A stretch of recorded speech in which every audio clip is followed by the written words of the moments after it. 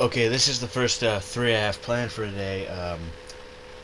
They're Doctor Who reviews, of course, but I've been, up on enough so I can do a few. And they're all going to be Big Finish audio dramas. I need to make sure I stay ahead of Deadpoolzilla. Damn you! So, so I'm going to review these three. They're a part of a trilogy. Big Finish in the last couple of years has been doing instead of doing okay, they have a monthly range, and instead of doing a different Doctor each release, they have three. They have three of the same Doctor in a row, and they form basically a mini season. Sometimes it's a loose trilogy that kind of go together, or there's a loose a theme, or in this case, it's a location. This trilogy in particular is called the Stockbridge trilogy, and I'm just gonna review the individual stories. Stockbridge plays no real factor other than it's just the location. There's little things that that go from each other, but honestly, it's just that they're just still constantly in Stockbridge. It is about past, present, and future. Kind of like the first three stories in a Trial of Time Lord. But we're gonna talk about the first one, Castle of Fear, which had a very cool kind of old school horror tile to it, and it's not really that at all. If anything, it's more of it's a pseudo historical with an interesting alien threat, and it's more of a comedy than anything. A lot of it's more comedy. The opening stuff where it opens up with the Doctor in these are all Fifth Doctor ones, by the way. I don't want to forget that. They're they're somewhere in the past and they're listening to a play. It's a play about Christmas. I'm blanking on it. I should have notes on me right now, but I'm going on memory as usual, so forgive me. And they, a lot of that's just played for comedy, but then they realize, wait a minute, this play has stuff about the Doctor in it, and very specific stuff, like the name dropping, time traveling, and the fact that he's a Lord of Time. So, they're a little suspicious. And this play pays off eventually. There's a whole story to it that completely pays off.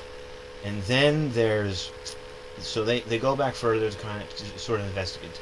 They go to where the story of this play originated, and they go investigate, and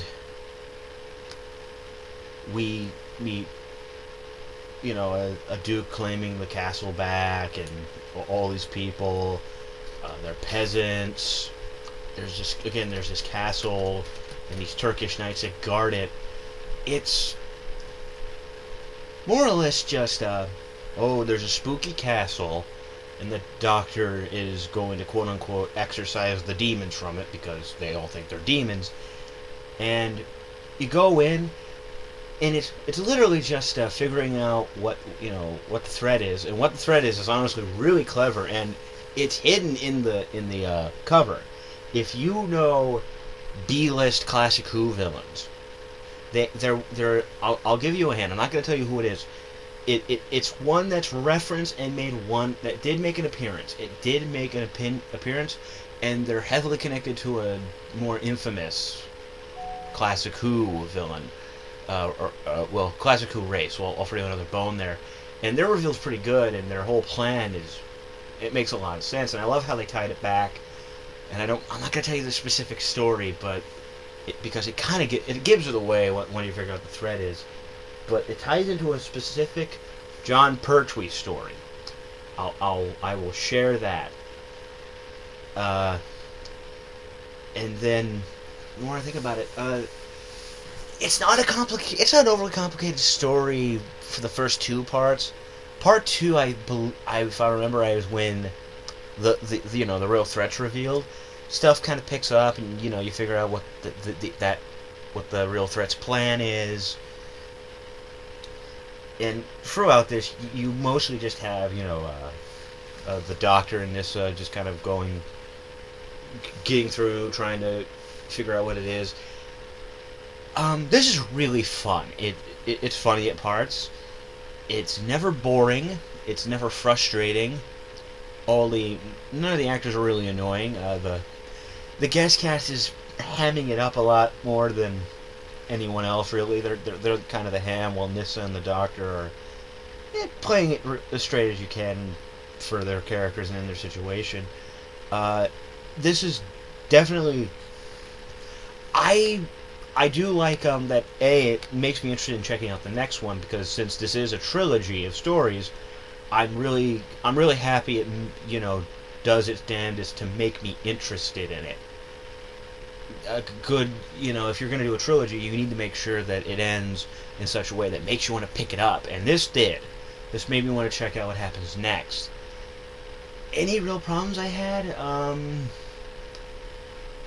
Nothing major. The only time when characters were annoying are just because they have thick English or English accents, and again, that's just a giant nitpick, and I can't really say that would detract anything from it. This was really good. I enjoyed this a lot.